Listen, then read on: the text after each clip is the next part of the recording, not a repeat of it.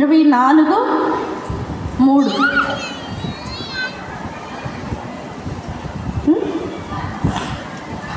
జ్ఞానం వలన ఇల్లు కట్టబడును, వివేకము చేత అది స్థిరపరచబడును. దేని స్తోత్రం చూద్దాం. దేని చేత? జ్ఞానవంతురాలు ఏం చేస్తుంది? తన ఇంటిని కట్టుకుంటుంది. జ్ఞానవంతురాలు.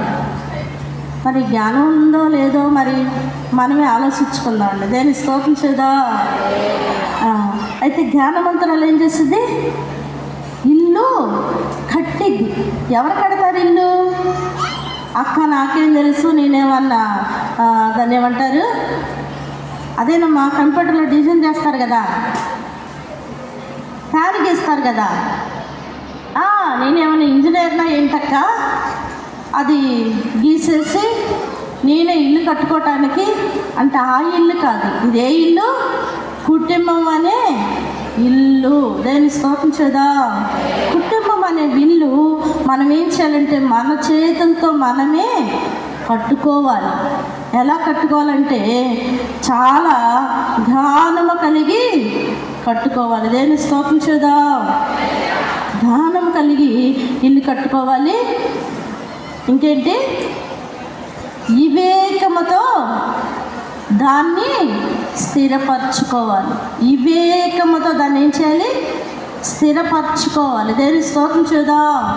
ఎందుకంటే వివేకము లేని సుందర స్త్రీ,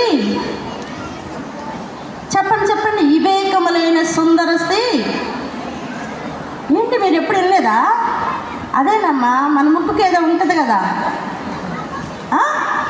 కమ్మె, అదే బంగారపు కమ్మె. ఆ బంగారపు కమ్మె వివేకం లేని దానికి పెడితే తీసుకెళ్ళి ఆ పెంటలో ఆ బురదలో పెట్టేసిద్ది. మనకేమి వివేకము కావాలి. దేని స్తోత్రం చూద్దాం. తెలివి చేత మన ఇంటిని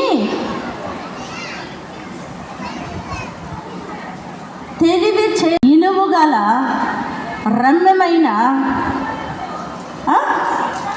సర్వ సంపదలతో నింపబడును. దేని స్తోత్రం చేద్దాం.